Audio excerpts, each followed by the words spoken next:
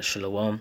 First and foremost, I want to say Kahala Yahweh Ba'Shem Yahushai Ba'Shem Rakal double honors to the apostles and the elders of Great Millstone that rule well. Blessings to the hopeful elect, teaching this word in all sincerity and in truth.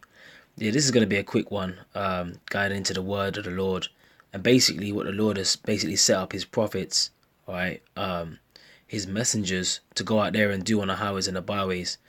And basically how this word can really get to individuals that are not of the elect, especially those of our people, or they're not really, because the scripture says not Israel of Israel, man. Because when we go out there and we teach this word, present our bodies as a living sacrifice, as we teach this word, we aim to gather the elect through the Spirit, because it's not of our doing. All right, the scripture says, "You have not chosen me, but I have chosen you." So that's the Lord that gives whoever he's gonna, bring into the fold. It's his choice, you know what I mean? And they've already been predestined before the world began. The scriptures tell you that in Ephesians, the 1st chapter. Okay, that's basically the elect. All right, so I'm gonna go into the word, and how this word can basically shake shit up, man. All right, this is Hebrews 4:12. It says, "For the word of the Most High Yahweh is quick and powerful, and sharper than any two-edged sword," right? So that's why, most of the time you notice at camp, a lot of brothers, when they get scoffers and scorners up, the best thing to do, from what I've seen, all right, and I ain't even been in the truth that long, all right, but from what I've seen is, brothers, the best thing to do is to stick in the scriptures, because when you stay in the scriptures, you can't go wrong, all right, because the scriptures can't be tricked, and the Lord isn't the author of confusion. Right, the scriptures are not contradictory. They're sharper than anything. It's more powerful than anything that we could say. All right, that's why it's good to stay within the bounds of the scriptures. And when you do that, and you stay within the bounds of the scriptures, what you end up noticing is, hey man, the Spirit, starts feeding brothers, and they start coming with more precepts, and that's just more ammo. All right, and that's just more ways to swing the sword. All right, because what we can say, all right, isn't going to hit as hard as what the scriptures can say, because the scripture is about to describe it. It says, "Piercing even to the dividing asunder of soul and spirit, and of the joints of the marrow, and is a discerner of the thoughts and intents of the heart." And that's why even when Satan came to tempt Yahweh, what did he do? He went back to the scriptures, all right? And that's part of the armor, man. That's part of the weapons of our warfare are not carnal, all right, but mighty through the pulling down the strongholds. Mighty through what? The word. All right, the word of the Most High is the thing that especially these elites, they fear it, man. That's why they try to hide it from us, man. That's why you even see in the book of Eli, that movie, you had that guy, that so-called white Jake. Basically, he was saying that the people will believe it if it's from the book, because the words in this book hold so much weight. All right, because it's quick and powerful and sharper than any two-edged sword. Okay. Now, what we're set up to do is to go out there and warn our people and actually use the sword and slay them and proclaim judgment.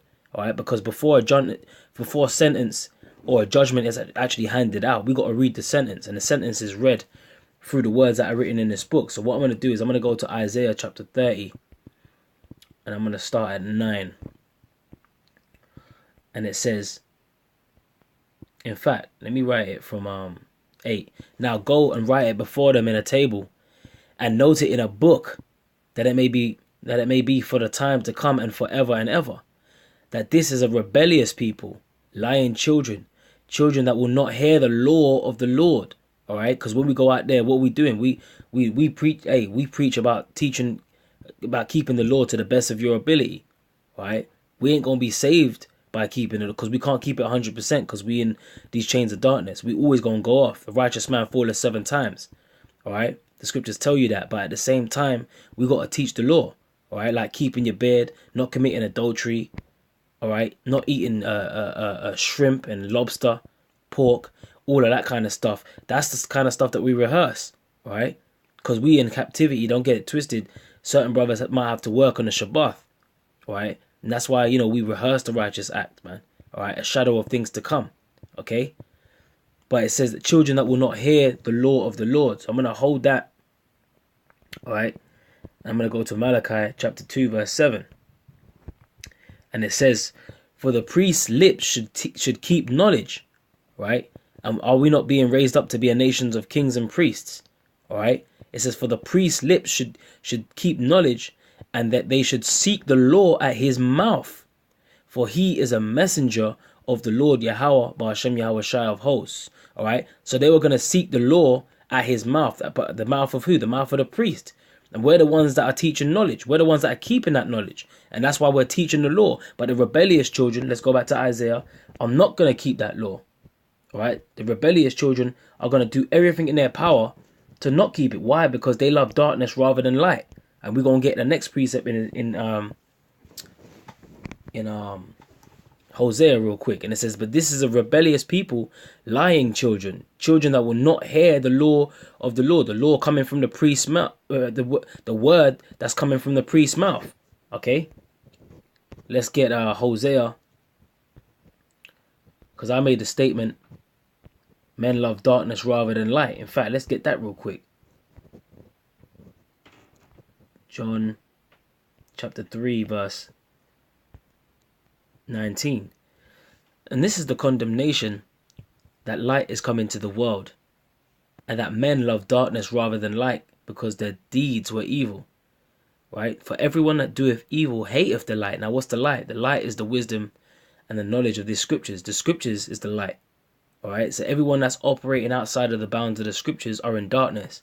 It tells you that gross darkness was going to cover the earth in Isaiah 60:2. And gross darkness to people. Men love darkness rather than light. That's why you got people giving out bravery awards for transgenders and, flowing down to LGBT parades and stuff like that, because this place that we live in is a very dark realm. All right. But they like to say that we're the ones that are wrong for teaching against it, for preaching against it. Well, hey, man, John 7:7 says the world cannot hate you, but me it hateth, because I testify against it, and that the deeds thereof are evil. All right, so we don't really have anything to fear other than the Lord. Like, we just got to teach this word. All right, so let me go back into Hosea, which is what I was going to draw for, and 6 and 5. It says, therefore have I hewed them by the prophets, right? Hewed them. I have slain them by the words of my mouth, and thy judgments are as the light that goeth forth. And this word is the light, all right? The words of the Lord's mouth, all right? And the judgments that are as the light that goeth forth. That's why people that love darkness rather than light, they hate this word coming out, because they're getting hewed up by that sword that's sharper than any two-edged sword, this word, okay? And I ain't really gone into this. Let me go into this word hewed and see what it says.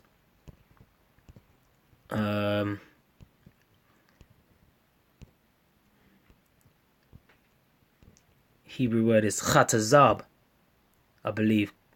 Chatazab. And it says to dig, to cleave, to divide, to hew, to make, cut out, to dig out, cut down, quarry, hewer, mason. It says to hew out, dig, hew stone, wood, to hew in pieces, to divide or cleave, to be cut, hewn and engraven, hew into pieces, cut up into pieces. Oh man, to be cut from, hewn from, which brings me back to what Hebrews 4:12, where the scriptures is described as what, man? Let's get it back. For the word of the Lord is quick and powerful and sharper than any two-edged sword, piercing even to the dividing asunder of soul and spirit, and of the joints of the marrow, and is a discerner of the thoughts and intent of the heart. And that's why our people, 2/3 of our people don't like us bringing this word out, because it actually forces them to confront their dark deeds. All right? We're actually examples, shining examples of how they ought to be behaving. All right? Meaning rehearsing the righteous acts, meaning not committing adultery, meaning, not eating abominable foods, and, basically living like someone that's not living like a heathen, man. Because the laws were given to the nation of Israel. It wasn't given to any other nation. It tells you that in the book of Psalms 147. Okay? So we've got to come out there and proclaim this truth. Okay? Let's get Ezekiel 21 from the top. And it says, and the word of the Lord Yahweh came unto me, saying, Son of man, set thy face toward Jerusalem. All right? And Jerusalem is a people before it's a place. And it says, and drop thy word toward the holy places. Okay. And this word is being dropped toward the holy places. It's being dropped where? Toward Jerusalem, which is a people before it's a place. All right. And it says, and prophesy against the land of Israel. And that's what we do. We go out there and we prophesy. And the word prophecy just means to say before. We're just declaring. We're simply declaring what's going to happen before it happens. Like, for example, when the Lord said that there were going to be wars and rumors of wars, you can clearly see that the tensions are arising between Russia and America. You can clearly see that these prophecies are being played out. And the testimony of the Lord is a spirit of prophecy. So we have to actually speak and drop the word. And I like the way it's written there. Drop that word, toward the holy places, toward Jerusalem, and prophesy against the land of Israel. All right. It says, and say to the land of Israel, thus saith the Lord Yahweh, behold, I am against thee. I will draw forth my sword out of his sheath, and I will cut off from thee the righteous and the wicked. And that's what that's what the Lord is doing now, hewing to pieces, and basically digging out the elect from the 2/3. And that's that separation that's being taken place right now. All right. But there is going to come a time where there's going to be a physical sword manifested, which is basically nothing but a modern day killing instrument, which is the ultimate ICBM nuclear missile, which is also prophesied about, and which we have to prophesy about within the scriptures. Okay. So now I'm going to close out with one last scripture. We're going to go into the Apocrypha and start at 2nd Ezra, the 15th chapter, verse 1. And it says, behold, speak thou in the ears of my people the words of prophecy, which I will put in thy mouth, saith the Lord. Because a precept is a commandment, so we are commanded to do this. The scripture says, go therefore into the highways and the hedges. All right. Go out there. It says, wisdom crieth without. She uttereth her voice in the streets. And that's what we've been commanded to do. And that's why we do it. All right. Yes, we may seem like the offscouring. The scriptures speak about the foolishness of preaching to save them that believe. All right. And that's why we do what we do, because we understand that if we don't, there is a chance that we get caught up. No, in fact, if we don't, it's not even that there's a chance. We will get caught up in them nuclear missiles. All right. And then the race riots and the stuff, the times of turmoil, the Jacob's trouble that's about to occur very soon.